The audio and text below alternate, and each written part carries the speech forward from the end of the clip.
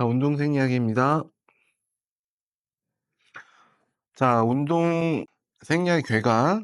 자, 운동 생리학은 운동이 인체의 세포, 조직 및 기관에 미치는 영향을 조사하는 생리학의 한 분야를 우리가 운동 생리학이라고 얘기합니다. 자, 운동 훈련 수행 및 적응하는 능력에 미치는 요인을 결정합니다.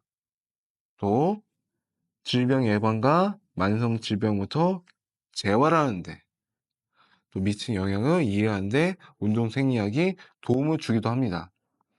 또한 스포츠 선수가 좋은 경기를 향상하기 위해서 어떠한 어떠한 그런 생리학적인 부분들이 연결되어야 되는지, 그런 것들을 연구하는 것들도 우리가 운동 생리학의 한 분야라고 얘기를 할 수가 있습니다.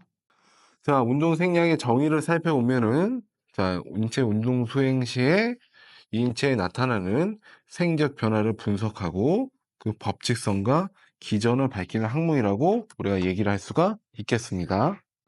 자, 또한 인체에 가해지는 자극에 인체가 어떻게 반응하는지, 그리고 우리가 그 반응이 닿았으면 우리 인체는 당연히 거기에 대해서 뭐 대응을 하겠죠. 그 대응을 우리가 적응이라고 얘기하는데, 그 적응 시에 우리 몸은 어떠한 생리적인 변화가 있는지, 그것들을 연구하는 학문이 운동 생리학이라고 할 수가 있겠습니다. 자, 그래서 운동 생리학을 통해서 신체적 활동, 체력 향상, 경기력 향상, 또 생리학적 기초를 제공하기도 합니다. 자, 체력의 개념과 구분을 살펴보면은, 체력은 인간의 활동의 기체가 되는 신체적 능력이라고 얘기를 하고, 체력은 우리가 크게 건강 관련 체력과 기술 관련 체력으로 구분을 합니다. 자, 건강 관련 체력에는 이렇게 근력, 근지구력, 심폐지구력, 유연성, 신체조성. 우리가 이러한 항목들이 적정하다면 우리가 일상생활을 살아가는데 뭐 별 지장이 없이 살아갈 수 있다라고 얘기를 할 수가 있겠습니다. 하지만 이제 우리가 스포츠와 관련이 되어 있다면 여기 나와 있는 뭐 민첩성, 평행성 등등의 이런 요인들이 좋아져야만 우리가 훌륭한 퍼포먼스를 보여준다라고 얘기를 할 수가 있을 것입니다. 자, 우리가 이런 것들을 향상시키기 위해서는 우리가 트레이닝을 실시하는데, 우리가 이런 트레이닝도 여러 가지 원리에 의해서 이러한 트레이닝을 계획하고 있죠. 자, 그런 것들을 우리가 살펴보면, 과부하의 원리. 자, 처음보다 좀 더 어려운 과제를 수행해야만 우리 인간의 적응이 높아지고, 좀 더 높은 부하를 수행할 수 있다. 우리가 그러한 운동 부하를 줄 때 점증적으로 부하를 줘야 한다. 그리고 우리가 이러한 모든 운동을 한다고 해서 우리 신체 모든 부분에 도움을 주는 것이 아니라, 내가 특정 부위에서 했다면 그 특정 부위에서만 그 운동의 효과가 나타난다. 음. 그리고 다양성의 원리, 이런 것들을 통해서 뭐 운동이라든가 기간 강도, 이것들의 다양성을 통해서 우리가 또 운동을 효과적으로 수행할 수 있다. 또 개별성, 수행자가 체력, 건강 목표에 따라서 다를 수 있다는 얘기입니다. 똑같은 트레이닝은 적용했지만 A가 달성하는 퍼센테이지와 B가 달성하는 퍼센테이지가 다를 겁니다. 그거는 뭐냐? A와 B가 서로 다르기 때문입니다. 자, 반복성의 원리. 자, 체력은 단번에 향상될 수 없고 꾸준한 반복이 필요하다. 라는 얘기죠. 자, 인체 내부의 환경 조절입니다. 자, 항상성.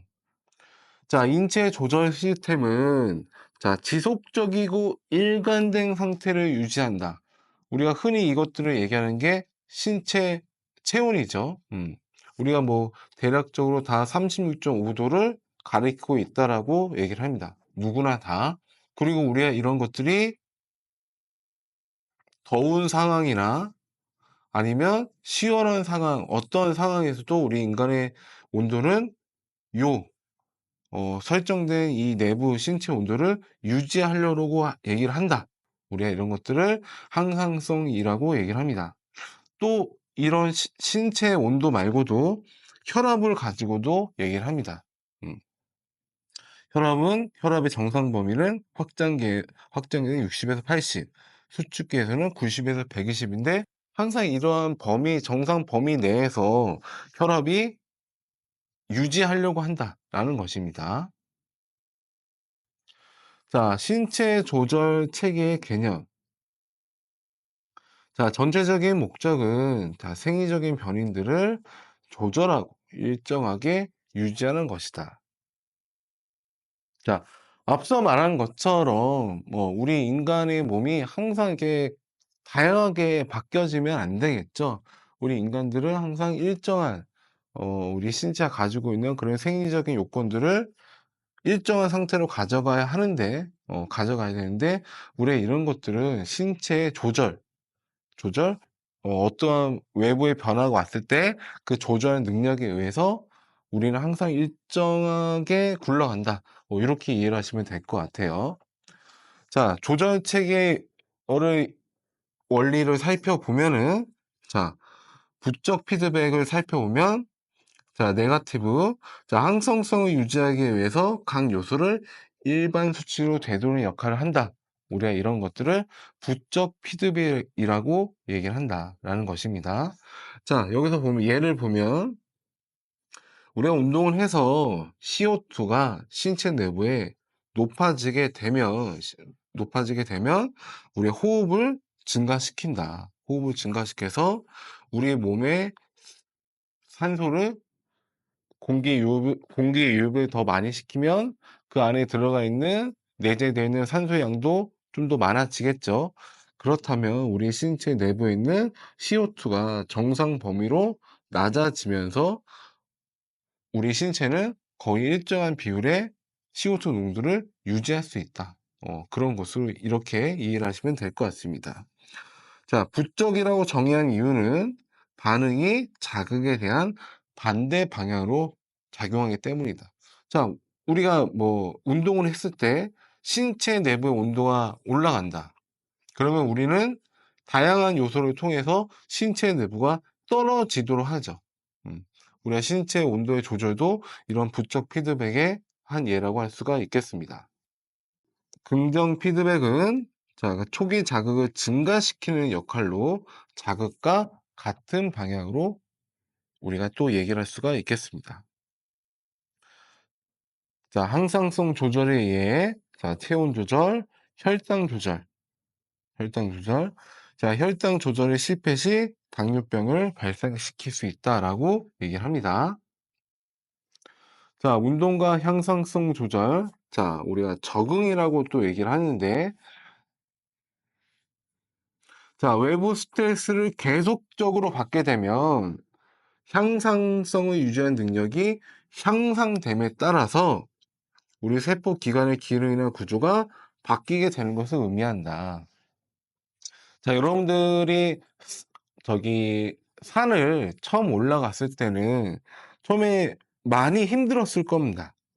하지만 우리가 여기를 규칙적으로 지속적으로 움직이다 보면은 아마 산을 등반을 했을 때, 처음보다 두 번째가 덜 힘들었을 거고, 세 번째, 네 번째를 갈수록 힘이 덜 드는, 경험을 해 보셨을 거예요. 그것은 뭐냐? 여러분들의 신체 내부에 있는 근육이나 심폐 능력들이 적응을 한다는 거죠. 이 산을 올라가는 데 있어서 우리가 그런 것들을 어댑테이션, 우리가 적응이라고 또 얘기를 합니다. 자, 세 번째, 에너지 대사 운동입니다.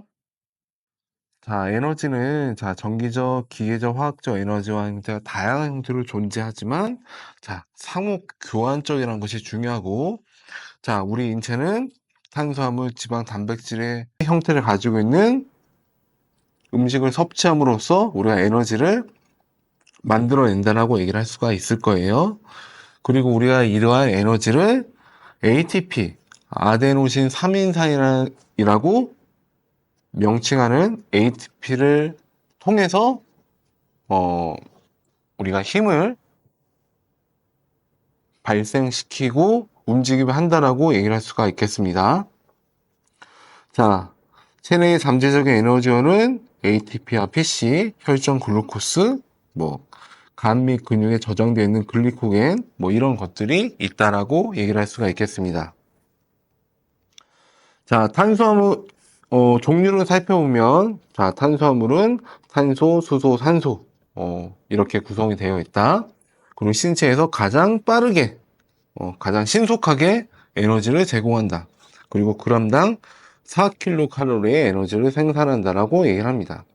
이런 탄수화물의 형태를 세 가지로 구분하는데 단당이냐, 이당이냐, 다당이냐, 당이 하나가 있냐, 두 개가 있냐, 그 이상이냐, 우리가 이렇게 얘기를 합니다. 여러분들이 여기서 보셔야 할 거는 하나인 것이 쪼개지기가 쉽겠죠. 분해되기가 쉽겠죠. 두 개인 거는 이것이 또 쪼개지는 과정을 거쳐야 되겠고, 다다인 거는 이 쪼개지는 과정들이 더 복잡하겠죠. 쪼개지는 것이 더 쉬울수록 우리 신체에 빠르게 에너지를 공급해 줄 수 있다라고 이해를 하시면 될 것 같습니다. 자, 탄수화물은 근육과 간에서 글리코겐을 바꾸고, 자, 글루코스로 전환된다. 그리고 혈액을 통해 신체 모든 조직으로 운반된다. 우리가 이러한 탄수화물이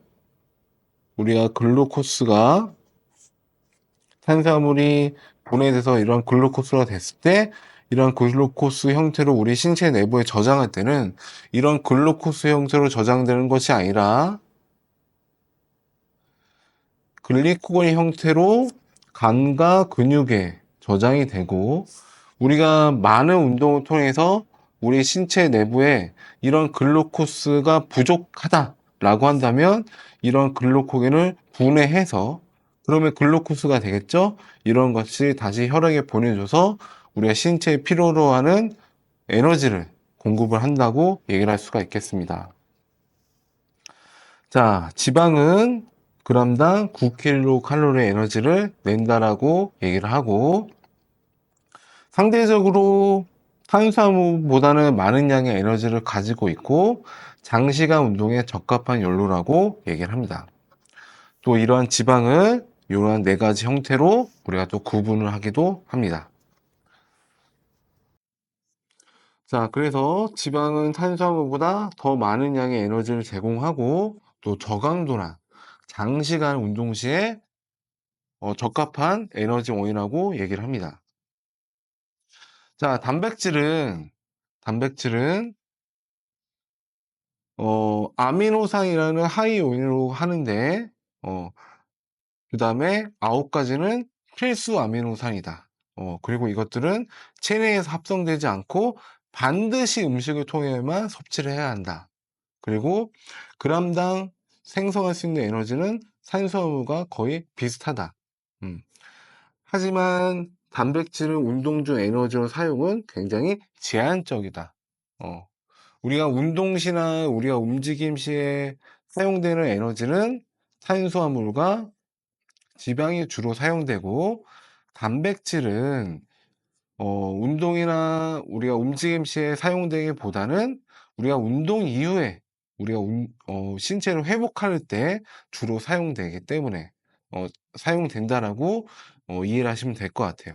하지만 우리가 이제 극한의 상황에서는 내가 굉장히 오랜 시간 동안 금식을 한 상태이거나 아니면 극한의 상황에서는 단백질도 에너지원으로 사용할 수 있다 라는 것으로 이해를 하시면 될 것 같습니다. 자, 인체 에너지 대사 부분을 살펴보면, 자, ATP를 아데노신 3인산이라고 하고, 아데노신에 인산 3개가 붙어 있는 상태다. 우리가 인산이 2개가 붙어 있는 경우는 ADP, 인산이 하나 있는 경우는 AMP. 우리가 ATP에서 인산기가 하나가 떨어질 때마다 여기서는 열과 ATP가 발생이 되고, 이것들이 우리 몸에 에너지를 만들어낸다. 또 ADP에서 쪼개질 때마다 또 똑같이 열이 발생되고 ATP가 발생이 되면서 우리 몸에 또 에너지를 제공해 준다. 이렇게 이해를 하시면 될 것 같습니다. 자, ATP 저장에는 한계가 있다. 우리가 ATP로 무한정 저장할 수 있다면, 우리가 항상 우리가 모든 스포츠를 할 때 피로감을 느끼지 않을 거지만, 여러분도 다 피로감을 느낄 것이고, 그것은 뭐냐? 우리 체내에 있는 ATP가 부족하기 때문이다. 자, 그런데, 그리고 근육 활동을 하기 위해서는 ATP가 지속적으로 공급이 돼야 한다. 근데 이러한 ATP를 공급해주는 세 가지 요소가 있는데, 하나가 뭐냐? ATP PC 해당 과정, 산화적 인산화 과정이다. 우리가 이렇게 얘기를 할 수가 있겠습니다. 자, ATP PC 에너지 시스템을 살펴보면, 자, 주 에너지 공급원은 크레아틴 인산이다. 그다음에 5초 이내에 고강도 운동이나 운동을 시작할 때 초기에 필요한 에너지는 요 ATP PC 에너지 시스템에 의해서 공급이 된다. 근데 우리가 그 이후에도 우리가 움직임이 계속 되다 보면 그때는 요 무산소성 해당 과정에 의해서 에너지를 공급해 준다. 이때 주된 에너지 공급원은 글루코겐, 즉 탄수화물이다. 음. 그리고 이때는 산소의 이용 없이 분해가 가능하다. 그렇기 때문에 우리가 무산소성이다 얘기를 하는 겁니다. 자, 그리고 또 이 이후에도 또 에너지가 필요하다면, 그러니까 좀 더 오랜 시간 동안 에너지가 필요하다면 이때는 글루코스와 유리지방산 형태로 또 에너지를 공급해 준다라고 얘기를 합니다. 하지만 이때는 우리가 산소를 필요로 하기 때문에 유산소성 과정이라고 얘기를 합니다. 자, ATP의 유산소적인 생산은 미토콘드리아 안에서 생성이 된다라고 얘기를 합니다. 여러분, 우리가 일상생활에서 전기를 발생시키는 것은 우리가 다양한 발전기를 통해서 전기 에너지를 공급해 주기 때문이죠. 미토콘드리아도 우리 신체 내부의 발전기라고 생각하시면 됩니다. 이 미토콘드리아에서 많은 양의 ATP를 생성해내서 우리가 오랜 시간, 그러니까 장기간 동안 아니면 큰 힘을 낼 때 공급해주는 에너지 공급원이 이 유산소성 과정이라고 이해를 하시면 될 것 같습니다. 이 과정들에서, 자, 크랩 사이클이 있는데, 자, 크랩 사이클은, 자, 수소를 운반하는 NAD와 FAD를 사용하여서 탄수화물과 지방 단백질의 수소 이온을 제거하여 산화시키는 과정을 우리가 크랩 사이클이라고 얘기를 합니다. 자, 탄수화물과 지방 단백질을 산화하여서, 자, 전달계를 통과하면서, 자, CO2와 전달을 생산하고 유산소성 ATP를 생산하는데 필요한 에너지를 공급을 한다. 그러니까 말하자면 이 크랩 사이클을 통해서 생성되는 이 물질들을 가지고 ATP에서, 그러니까 그 다음 단계인 전달기에서 필요로 하는 에너지원을 만들어주는 역할을 한다. 그리고 그것들을 통해서 요 전달계에서 많은 양의 우리가 ATP를 생성해낸다. 그리고 우리 이런 것들을 산화적 인사라고 얘기하고, 이런 것들이 발생되는 곳은 우리 신체 세포 내부의 미토콘드리아이다. 이렇게 이해하시면 될 것 같습니다. 자, 운동대사. 자, 운동의 대사적 반응인데, 자, 안정시에서 운동으로 전환될 때 우리가 안정시 에너지 소비량, 자, 안정시 신체 기능의 유지를 위해서 ATP가 필요한데 주로 유산소성 대사작용을 위해서 공급이 된다. 자, 안정시 운동으로 전환이 되면 ATP 생성이 시작이 되고 산소 섭취량은 1분에서 4분 사이에 항정 상태에 도달하게 된다. 자, 산소 섭취량이 순간적으로 항정 상태에 도달하지 않는 이유는 무산소성 에너지가 ATP 생산에 기여하기 때문이다. 자, ATP 생산은 운동 첫 2분 동안에 가장 높고 그 이후로는 점차 낮아진다. 그 이후부터는 해당 작용에 의해서 ATP를 생산해낸다. 자, 우리가 초기에 에너지를 생성해냈다가 이런 부분들이 점차적으로 에너지가 부족하게 되면은 또 이제 해당 과정을 통해서 또 에너지를 만들어내고, 이것도 해당 과정에 필요한 것들이 또 부족하게 되면 유산소 과정에서 또 에너지를 만들어내서 우리가 쭉 지속적으로 운동을 할 때 필요한 ATP를 만들어낸다. 이것들이 처음에 ATP, PC 시스템, 무산소성, 유산소성, 이런 순으로 우리가 에너지를 공급해 낸다라고 이해를 하시면 될 것 같습니다. 자, 운동 후 초과 산출량, 우리가 이거를 EPOC라고 얘기를 하죠. 이런 EPOC는 규모라던가 시간이란가 강도에 따라서 우리가 달라진다라고 얘기를 합니다. 그리고 이런 것들은 기간이나 강도에 비례하여서 나타난다. 그러니까 기간과 강도가 세다면 우리가 운동 후에 우리가 운동을 저희가 종료 시점을 했을 때 운동 기간의 강도가 세다면 이러한 EPOC 되는 것이 굉장히 장시간 동안 지속이 되겠지만, 만약 기간의 강도가 짧다면 이 강도 EPOC가 생성되는 그 양도 상당히 좀 비교적 짧다. 우리가 이렇게 얘기를 할 수가 있을 것입니다. 그리고 이때 일정 시간 동안 휴식 시보다 더 많은 양의 산소가 소비가 된다. 우리가 일반적으로 안정 시에는 뭐 한 이 정도, 요 범위 내에서,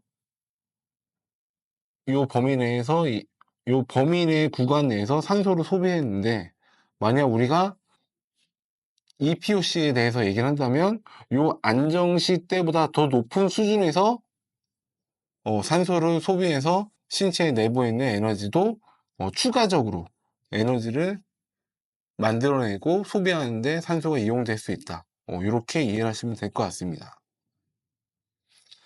자, 고강도 운동에서 초과산소 EPOC가 더 큰 이유는, 자, 열 생산이 많고 체온이 높기 때문이다. 또 많은 양의 산소가 필요로 하기 때문이다. 이렇게 이해를 하시면 될 것 같습니다. 자, 고강도 운동에 따른 대사적 반응. 자, 단시간의 고강도 운동.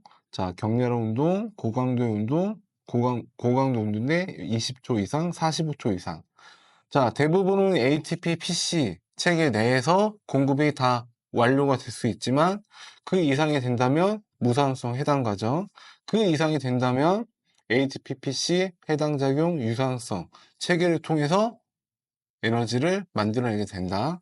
그리고 이때는 운동의 휴식 시보다 산소 섭취량이 초과된다라고 얘기를 합니다. 자, 점중부하 운동. 자, 인체가 적응할 정도의 생리적 자극으로 조금씩 장기간에 걸쳐 부하를 점진적으로 주는 원리로서 원리라고 얘기를 할 수가 있겠습니다. 그리고 또 일정 시간마다 일정의 운동량을 증가시켜서 피험자가 운동을 더 할 수 없을 때까지 검사를 실시하기도 합니다. 그리고 우리가 이런 것들을 통해서 VO2 max, 우리가 최대 산소 섭취량을 우리가 알게 되죠. 그래서 이 선수의 심폐 능력이 좋다. 아니면 뭐 중간 정도이다. 조금 낮은 편이다. 라는 것을 얘기할 수가 있겠고, 또 이런 것들 통해서 이 선수들의, 아니면 일반 사람들의 뭐 운동을 평가를 하고, 그 다음에 어떤 방향으로 운동을 해야 되는지, 또 우리가 운동 부하도 설정을 할 수가 있을 것입니다. 자, 운동 부하 검사 시 산소 섭취는 직선제 형태를 띠면서 증가한다. 그리고 최대 산소 섭취량에 도달했을 시에는 운동량이 증가하더라도 산소 섭취량이 증가하지 않고 항정 상태를 이루고 있다. 라는 것입니다.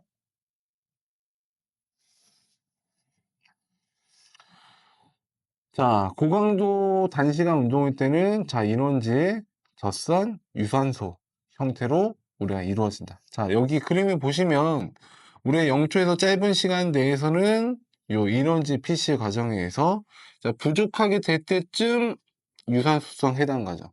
요것이 또 떨어질 때쯤 유산소성 과정에 의해서 우리가 쭉 오랜 시간 동안 사용할 수 있는 에너지를 만들어낸다 라는 것으로 이해를 하시면 될 것 같습니다.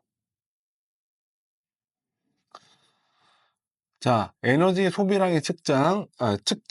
자, 우리가 흔히 사용되는 호흡 교환율이라고 하는데, 호흡 교환율은 이산화탄소 생성량과 산소 섭취량 사이의 비율을 우리가 호흡 지수, 우리가 RQ 또는 RER과 동일한 용어로 우리가 사용을 합니다. 자, 우리가 운동 강도가 올라가면 이런 RER이 증가된다라고 얘기를 하고, 우리가 RER이 1.0 이상일 때는 주로 탄수화물에 의해서 에너지를 공급하지만 RER이 1.0 밑에서는 우리가 탄수화물 100%가 아니라 지방이 많이 쓰여진다. 이런 비율적인 측면으로 생각하시면 됩니다. 하지만 RER이 0.8 정도일 때는 탄수화물이 33.4%, 지방이 66%. 하지만 지방이 좀 더 많은 비율로 쓰여진다. 그래서 1.0을 기준으로 2일 때는 탄수화물이, 2일 때는 지방이 많은 에너지를 만들어내는데 사용이 된다라고 이해를 하시면 될 것 같습니다. 자, 지방과 탄수화물 대사의 상호작용. 자, 탄수화물과 지방은 서로의 대사 과정에 영향을 미친다. 자, 탄수화물 부족 시에 발생 현상이라고 얘기를 합니다. 자, 최근에 이런 탄수화물을 적게 먹는 그런 식습관 형태가 발생이 되고 하는데, 우리가 체내에 탄수화물이 부족하게 되면 지방 대사에도 영향을 미칠 수 있다는 얘기입니다. 자, 장시간 운동 시 근피로를 유발할 수가 있고 해당 작용의 속도가 감소될 수가 있다. 그 다음에 근육 내 피로분의 농도가 감소해서 우리가 빠르게 또 근피로를 또 유발시키는 또 하나의 원인이 만들어지기도 하겠죠. 그 다음에 또 크랩스로의 활성 속도가 감소된다. 그러니까 크랩스를 통해서 만들어지는 그 에너지원이 부족하기 때문에 그 크랩스 회로 다음에 이루어지는 ETC 과정에도 영향을 미쳐서 결국에는 유산소성 ATP 생성에 영향을 미치게 된다라는 것으로 이해를 하시면 될 것 같습니다. 자, 무산소성 역치라는 것은 유산소성과 무산소성을 가름하는 이런 지점이 되는 우리가 운동 강도를 얘기합니다. 하지만 아까 우리가 운동을 하게 되면 이런 적응을 하게 되는데, 우리가 운동을 지속적으로 하게 되면 우리가 이런 역치 지점이 점차적으로 변화됨을 우리가 알 수가 있습니다. 자, 그래서 무산소성 역치가 높은 선수는 높은 운동 강도에서도 유산소성 대사 과정을 통해서 에너지를 만들어낼 수 있다. 그러니까 말 그대로 운동 능력이 좋은 사람은 역치되는 시점이 더 높기 때문에 유산소성 과정을 통해서 에너지를 낼 수가 있겠지만, 역치 지점이 낮은 사람은 좀 더 피로가 빨리 발생하여서 우리가 운동 수행을 중지하게 되는 일들이 벌어지게 됩니다. 자, 트레이에 대한 자세하적 적응을 살펴보면은 최대 산소 섭취량이 유산소 시에는 산소 섭취량이 증가한다. 또 일의 박출량이 증가한다. 또 이때 미토콘드리아의 크기와 수의 변화가 나타난다. 그러니까 미토콘드리아라는 것은 우리 체내 에너지를 만들어내는 발전소라고 했는데, 발전소가 많으면 많을수록 많은 양의 에너지를 만들어낼 수가 있겠죠. 또 이 발전소에 에너지를 공급해주는 이러한 모세혈관의 밀도가 증가한다. 자, 우리가 이 한 방향으로 오는 것보다 이 여러 방향에서 우리가 공급해 준다면 요것들이 좀 더 원활하고 많이 에너지를 만들어낼 수가 있겠죠. 자, 무산소성은 자, 속근섬유의 비율이 증가한다. 그 다음에 근비대와 근섬유가 일어난다.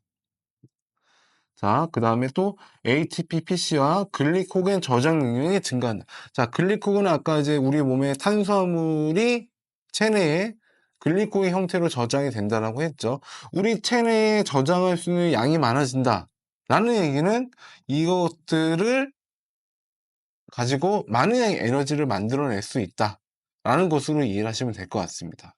또 무산소를 통해서도 모세혈관의 밀도 증가와 미토콘드리아 수와 크기의 증가도 이루어질 수 있다. 이렇게 이해를 하시면 될 것 같습니다. 자, 5번 신경 조절과 운동입니다. 자, 신경계 구조와 기능. 자, 신경계 구조. 자, 중추신경계는 자, 뇌와 척수를 포함하여 통합 통제 센터의 역할을 한다. 어. 자, 우리가 이제 어떠한 움직임을 할 때 뼈와 근육의 움직임만 필요한 것들이 아니라 이것들을 제어할 수 있도록 뼈와 근육이 움직이려면 에너지가 필요하겠죠.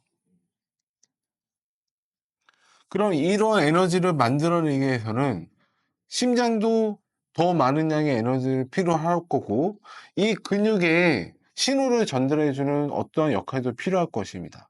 근데 이러한 모든 것들을 관여하는 것이 요 신경계, 중추신경계라고 얘기를 할 수가 있을 것입니다. 자, 그리고 말초신경계는 구심성 감각과 원심성 운동 부분으로 구분하여 얘기를 한다. 그리고 또 원심성은 우리가 또 체성과 자율신경계, 또 자율신경계는 교감과 부교감 신경으로 우리가 구분지어서 설명을 할 수가 있습니다. 자, 그래서 여기 보시면 중추신경계, 말초신경계가 있고 뇌에는 대뇌, 소뇌, 감뇌, 뇌관 이런 부분이 있고 여기는 또 체성신경과 자율신경. 여기 체성신경 보면 수의적이다, 의도적이다. 그러니까 여기는 말 그대로 내가 이런 움직임을 해야겠다. 라고 해서 내 뭐 신체 근육이나 이제 근육이나 뼈가 이제 움직이지만 내가 이러한 움직임을 하기 위해서 제 심장과 내 근육이 더 큰 움직임 해대가 더 빨리 뛰렴? 그럴 수는 없잖아요. 예, 그쵸? 이런 건 우리가 이제 불수의적인 움직임이라고 우리가 얘기를 할 수가 있겠습니다. 자, 신경세포와 뉴런 구조를 보면, 자, 신경세포, 신경계를 구성하는 주된 세포이다. 그 다음에 정기적인 방법으로 우리가 신호를 전달한다고 얘기를 합니다. 자, 그 다음에 또 수상돌기는 뭐냐? 세포체로부터 가늘게 뻗어나온 세포질이고 주로 신경세포가 신호를 받아내는 부분을 우리가 수상돌기다라고 얘기를 합니다.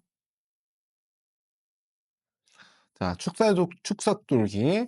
자, 세포체로부터 아주 길게 뻗어져 나온 부분이고 이것들은 뭐냐? 전달된 신호를 다른 신경세포나 세포에 전달하는 역할을 한다. 자, 신경세포의 정기적 활동을 바라보면 자, 누련은 자극을 받고 신호를 전달하는 흥분성 조직이다. 그리고 우리가 이런 것들은 막전이, 분국, 탈분국, 그쵸. 탈분국기, 재분국, 불운기, 이러한 형태로 우리가 우리 신체에 신호를 보내준다. 라는 것입니다. 자, 신경계 특성. 안정시 막전이 세포 안과 밖에 이온의 농도 차이에 의해서 발생이 된다라고 얘기합니다.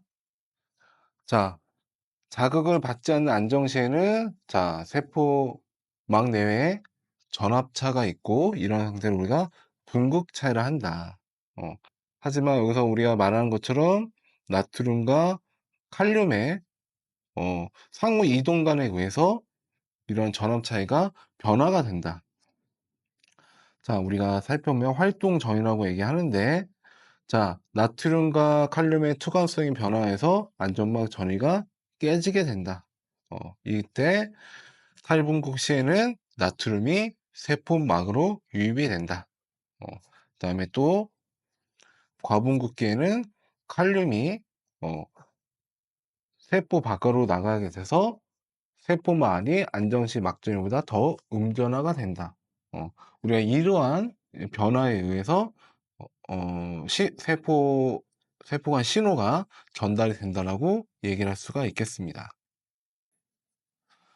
운동 단위를 살펴보면 한 개의 운동신경에 연결되는 근섬유를 얘기하고 단일 운동신경시 신경이 활성화될수록 연결된 모든 근섬유가 자극되고 근섬유가 많으면 많을수록 강력한 힘이 발생이 된다라고 얘기를 합니다. 신경계는 주로 중추와 말초 신경계로 우리가 분류를 할 수가 있고요. 중추 신경계 운동기능 조절을 살펴보면 되뇌는 지각 정보를 가지고 또 저장된 정보를 가지고 우리가 운동 수행할 때 필요한 이런 조절을 담당하고 있고요. 또 시상하부 같은 경우에는 항상성 유지를 위한 중추로서 작용을 합니다. 그 다음에 또 체온 유지나 삼턴 유지 같은 거에도 영향을 미치게 됩니다. 또 연수 같은 경우에는 또 이런 자율신경의 기능이 집중되어 있다 라고 얘기를 할 수가 있겠고요. 손해 같은 경우에는 신체 평형과 자세 조정, 운동 조절의 큰 역할을 한다고 할 수가 있겠습니다. 고유 수용기의 종류와 역할을 살펴보면은 우리가 금방추, 골직원, 화학 수용기 우리가 이렇게 얘기를 할 수가 있는데 금방추 같은 경우는 근육의 길이에 반응하는 수용체입니다. 그러니까 우리가 근육이 어느 정도 적정 범위 내를 이상으로 길어지게 되면은 이 금방추가 작용하여서 근육이 더 이상 신전되면 안 된다라는 신호를 보내주게 되고 그럼 그 즉시 우리 신체는 근수축을 이루어내게 됩니다. 또 이런 것들이 골직원 기관에도 영향을 미쳐서 장력에 그러니까 큰 힘이 작용을 한 것 같다. 그러니까 내가 근육이 버틸 수 있는 힘보다 큰 힘이 외력에 작용한다면 또 이것들이 골직원 그 수용기가 작용하여서 빠르게 근육이 이제 수축할 수 있도록 또 우리 인체에 영향을 신체가 수축할 수 있도록 도움을 준다는 그런 수용기라고 얘기를 할 수가 있겠습니다. 자율신경계 기능을 이제 살펴보면은 교감신경계 때 그러니까 이때는 교감신경계 때는 우리 신체 내부에서 어떠한 그 현상이 일어나는지 여러분들이 생각을 하시면 될 것 같습니다. 심장 같은 경우에는 증가가 된다. 그 다음에 소화관은 수축된다. 그 다음에 근육 및 내장혈관을 보면 내장혈관, 그러니까 소화에 영향을 미치는 혈관들은 수축하고, 근육에 우리가 중점적인 역할하는 부분들은 이제 확장이 된다라고 얘기를 합니다. 그 다음에 땀이 난다. 그 다음에 또 혈당의 양이 증가가 된다. 근데 이제 부교감 신경계가 이제 활성화되게 되면은 이제 심박수가 감소하게 되고, 이제 소화관의 이제 운동량이 이제 증가가 하게 되고, 음. 이러한 일들이 또 이제 각자 그 교감신경의 부교감신경의 다른 역할이다. 그리고 이때 나타나는 역할이 다르다는 것을 여러분들이 이해하시면 될 것 같습니다. 자, 골격근과 운동 부분을 살펴보면, 자, 수익근과 불수익근이 있는데, 자, 수익근은, 자, 의지에 따라 움직이는 근육을 우리가 얘기하고, 불수익근은, 자, 내 의지와 상관없이 움직이는 근육을 얘기하죠. 자, 심장근과 내장근은 제 의지와 상관없이 움직이기 때문에 불수익근으로 우리가 구분을 합니다.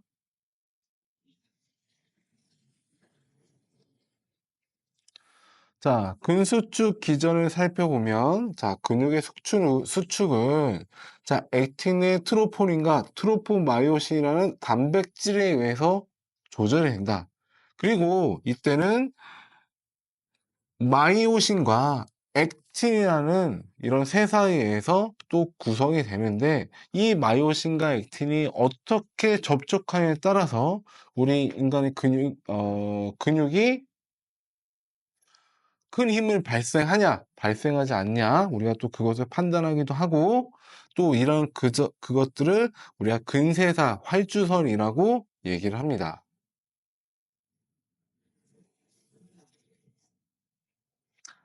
자, 골격근과 운동에 대해서 살펴보면은, 우리가 속근섬유와 우리가 크게 지근섬유라고 얘기하는데, 또 이러한 용어는 굉장히 많죠. 뭐, 백근섬유, FT 섬유, 타입 2X 섬유, 타입 2A 섬유.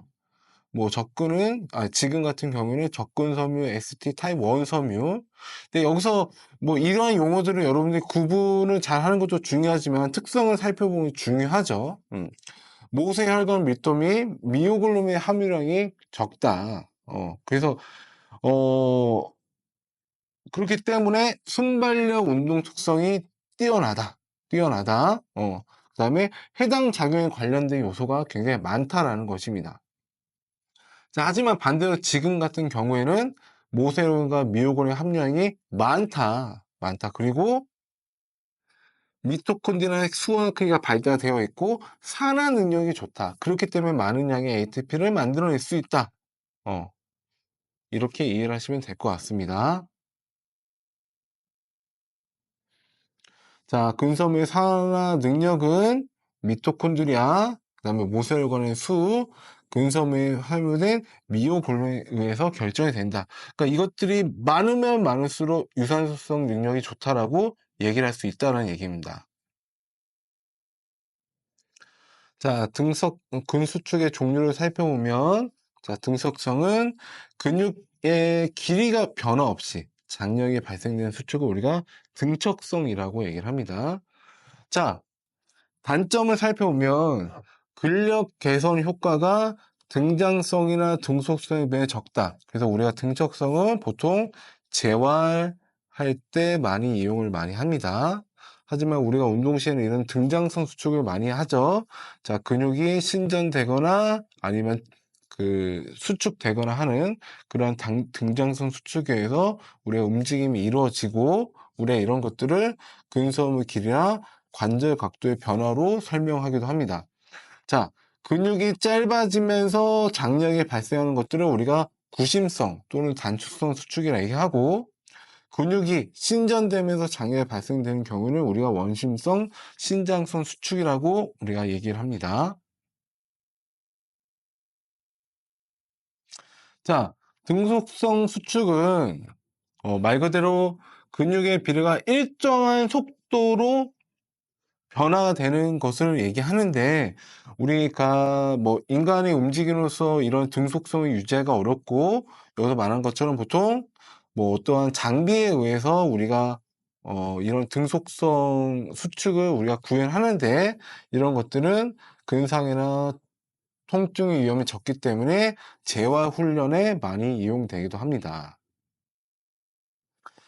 자, 근력을 증가시키는 생적 기전을 살펴보면, 자, 신경적인 요인을 살펴보면, 자, 훈련 초기의 근력 증가는, 자, 근육의 크기 증대가 아니라, 그러니까 우리가 근비대가 되는 것이 아니라, 이러한 근육의 신경 적응이다. 그러니까 근육의 많은 양의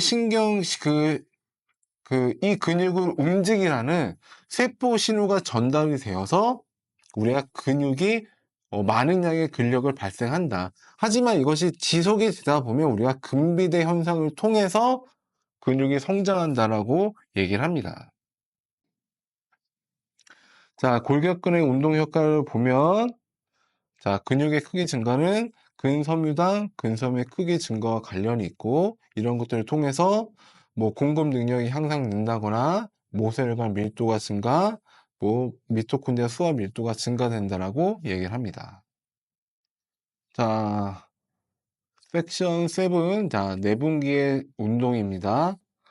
자, 내분기의 정의. 자, 신체의 항상성 유지, 생시, 발달 등, 자, 신체 기능을 지배하는 다양한 호르몬의 생산과 분비를 담당하는 기관으로 구성되어 있다. 그러니까, 우리 신체에, 어떤 다양한 움직임과 생리 현상이 벌어질 때, 이런 내분기의 작용에 의해서 우리가 어떤 생리적 현상들이 벌어진다는 얘기이고요. 뭐 여기에는 갑상선, 부신, 뭐 이자, 뇌하수체 등등이 이런 역할들을 수행하고 있습니다. 자, 호르몬의 정의를 보면 몸의 한 부분에서 분비되어서 혈액을 타고 표적기관으로 이동하는 일종의 화학 물질이다.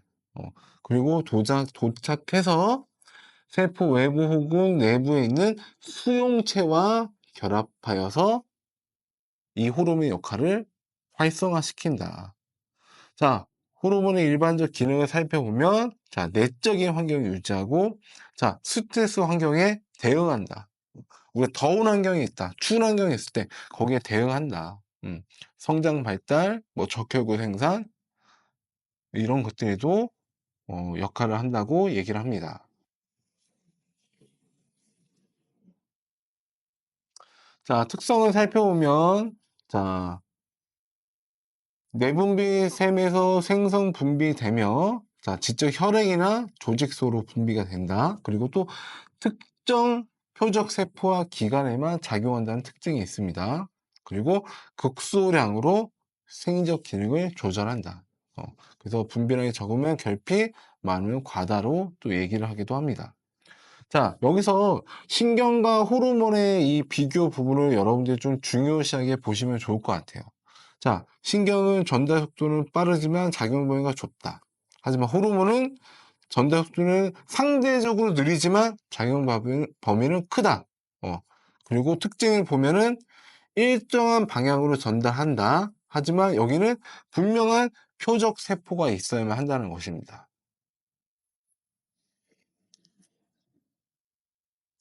자, 그래서 시상하부에는 이런 다양한 호르몬들이 있고, 여기 표적 조직은 뇌하수체 전염입니다.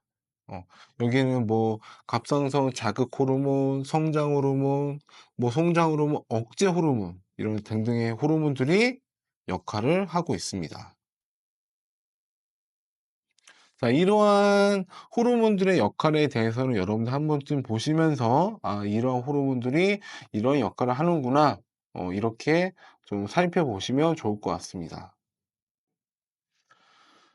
자, 췌장과 호르몬. 자, 췌장과 호르몬에서 우리가 대표적인 호르몬이 인슐린과 글루카곤이 있는데, 자, 랑게르한섬의 베타 세포에서 분비가 된다. 자, 소장에서 혈액으로 영양소가 흡수될 때 가장 중요한 호르몬이라고 얘기를 합니다. 그리고 이런 것들, 자, 우리 아까 음식물을 먹고, 이런 음식물들이 뭐 탄수화물, 단백질, 지방을 분해되고, 이런 것들도 글루코스로 분해가 되고, 이러한 것들이 세포 내에 저장이 될 때 주로 역할하는 게 이런 인슐린이다. 그 인슐린이 많이 분비가 되고 적게 분비에 따라서 우리 신체 내부에 이런 글루코겐을 저장되는 함량에도 차이를 나타낼 수가 있습니다. 자, 반대로 우리가 운동을 하게 되면 우리 신체 내부에 글루코스가 부족하게 되겠죠. 그러면 이제 알파 세포에서 인슐린과 반대 효과를 보여주는데, 이거는 자, 글루코스 분해와 신생 합성을 촉진해서 혈장 내에 글루코스 농도를 증가시킨다. 우리 신체 내에서 에너지를 만들어낼 수 있는 영양분을 많이 공급해 준다. 라고 이해를 하시면 될 것 같습니다. 자, 그래서 운동 중에는 인슐린 수준을 감소하고 글루카곤을 점차 증가한다. 우리가 운동 중에는 에너지를 많이 필요로 하는데 인슐린이 수준이 감소되어서 자꾸 저장만 하면은 내가 그 움직이는 에너지가 많이 부족하게 되죠. 이때는 이제 글루카곤이 증가해서 빨리 우리 몸으로 필요로 한 에너지를 공급해 줘야 합니다. 자, 정상 수준의 혈당량을 보여준다고 얘기하는데, 자, 혈당량이 증가가 되면은, 자, 인슐린이 작용하여서 세포로 포도당 흡수를 촉진하고, 아니면 글루코겐 합성을 촉진하여서 혈당량이 감소되게 만들어주고, 만약 이것이 우리가 반대 상황이라면 식사를 이제 공복시나 식사를 하지 않았을 시에는 체내 혈당량이 이제 감소하게 되겠죠.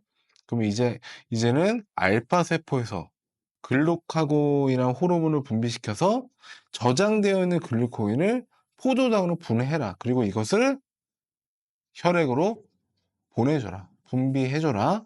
그러면 혈당량이 정상 수준으로 돌아와서 우리 체내는 항상 일정 수준의 혈당량을 꾸준히 유지하고 있다라고 얘기를 할 수가 있을 것입니다. 자, 8번 호흡 순환기와 운동입니다. 자, 호흡의 중요 개념은 환기. 폐를 통해 공기가 들어갔다 나오는 과정. 자, 확산은 농도가 높은 곳에서 낮은 곳으로 이동한 것을 우리가 확산이라고 얘기합니다. 자, 여기는 뭐죠? 산소는 폐에서 혈액으로, 자, 이산산소는 혈액에서 폐로, 우리가 이런 과정들을 우리가 확산이라고 얘기를 하고, 자, 폐호흡은 호흡과 폐에서 일어나는 가스 교환을 우리가 폐호흡이라고 얘기합니다. 자, 운동 시 호흡기의 목적을 살펴보면, 자, 혈액 내 가스 평형을 이루기 위해서. 그리고 이런 것들은 무엇이냐? 산소와 이산화탄소의 항상성을 유지하기 위한 목적으로 우리가 호흡계가 역할을 한다는 그 얘기가 되겠습니다. 자, 호흡기의 구조를 한번 살펴보면, 자, 전도구역과 호흡구역을 우리가 구분할 수가 있고, 자, 호흡구역은, 자, 가스 교환을 위한 확산이 쉬운 구역이라고 얘기합니다. 이때 해당되는 기관들은 호흡새 기관지, 종말새 기관지, 허파까리라고, 허파까리가 이런 역할을 한다라고 얘기를 하고 있습니다. 자, 폐 구조와 기능을 살펴보면, 자, 폐 용적과 폐 용량으로 나누고, 자, 우리가 일회 호흡량을, 자, TV라고 하는데, 자, 정의는, 자, 일회 호흡 시에 들어 마시거나 내쉬는 공기량을 우리가 일회 호흡량이라고 얘기를 합니다. 또, 흡기 용량, 자, 정상 호흡에서 최대로 흡입할 수 있는 양을 우리가 흡기 용량이라고 또 얘기합니다.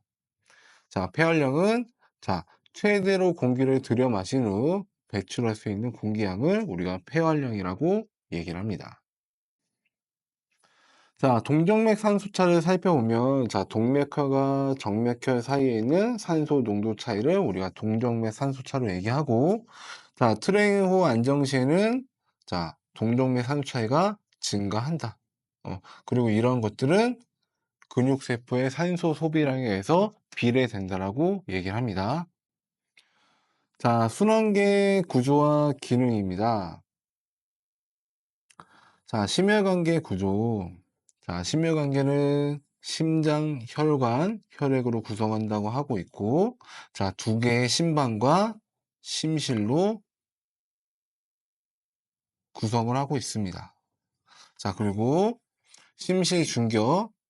심실중격은 좌우 심실간 혈액의 혼합을 방지하는 역할을 합니다.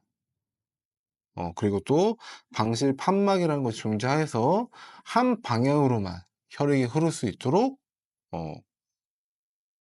역할을 하고 있습니다. 자, 기능을 살펴보면 운송 기능, 그다음에 뭐 제거, 운반 뭐 이런 것들을 통해서 체온을 유지하고 우리 혈액 내 pH를 유지하는 데 또 도움을 주기도 합니다. 자, 심혈관계 순환은 이렇게 폐순환과 체순환으로 우리가 구분할 수가 있고, 자, 폐순환을 통해서 이산화탄소는 내보내고 산소를 받아들인 과정을 우리가 폐순환, 그리고 이 받아들인 산소를 신체 내부로 전달하는 것들을 우리가 체순환이라고 우리가 또 얘기를 합니다.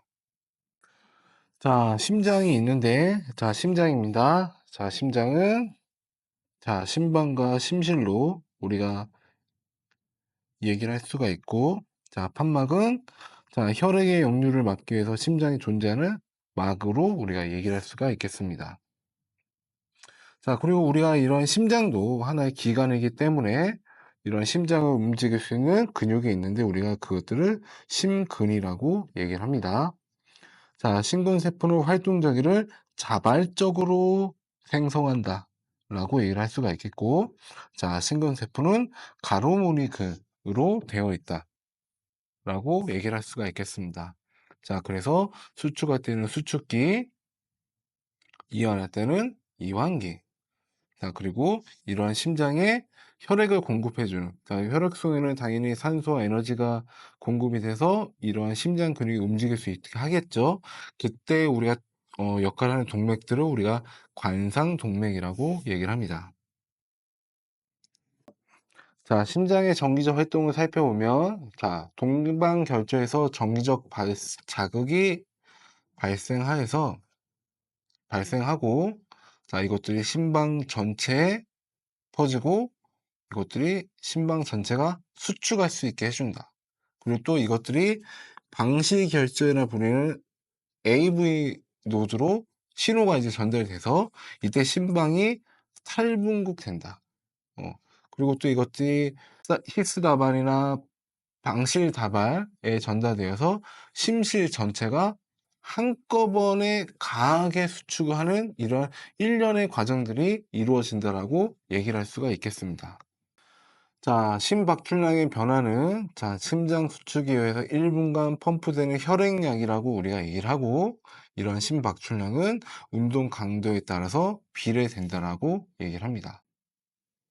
자, 심박출량에 영향을 주는 요인은 우리가 정맥회의량, 심장 수축력, 대동맥과 폐동맥의 혈압이 높을수록 심박출량이 커진다고 또 얘기를 하기도 합니다. 자, 1회 박출량의 변화를 살펴보면, 자, 심신이 수축할 때 배출되는 혈액의 양을 우리가 1회 박출량이라고 얘기합니다. 자, 확장 말기량이 크거나 수축 말기량이 작을 경우 1회 박출량이 커진다고 또 얘기를 하기도 합니다. 자, 환경과 운동입니다. 자, 체온 조절 기전, 열 생성과 열 손실. 자, 대사 과정을 통해서 내부 열을 생성한다고 하는데, 자, 이때 우리는 수의적과 불수의적에 의해서 우리가 열을 발생시키게 됩니다. 자, 고온에서의 운동 시 생리적 반응을 살펴보면, 자, 근육과 피부의 혈류로량이 증가가 된다. 자, 이때 정맥 환류량이 감소되어서, 자, 그러니까 심장으로 들어오는 혈액량이 작기 때문에 1회 박출량이 감소가 되고, 하지만 우리는 항상 일정량의 혈액을 신체로 보내줘야 하기 때문에 상대적으로 우리가 심박수가 증가된다라고 우리가 또 얘기를 할 수가 있겠습니다. 그리고 이때는 최대 산소량이 감소하거나 동맥 산소차가 감소한다라고 얘기를 합니다. 자, 저온에서는, 자, 피부 혈관이 이제 수축이 되고, 자, 우리가 신체 내부 온도가 떨어짐을 방지하기 위해서 골격근의 떨림 현상이 나타나고, 자, 이로 인해서 열 생성이 증가가 됩니다. 하지만 우리가 열 생성이 많이 된다고 것만 중요한 것이 아니라 빠져나가는 것을 방지하는 것도 중요하겠죠. 그래서 혈류가 신체 중심부로 흐를 수 있도록 또 이제 신체 내부가 또 이제 생리적인 변화가 또 나타나기도 합니다.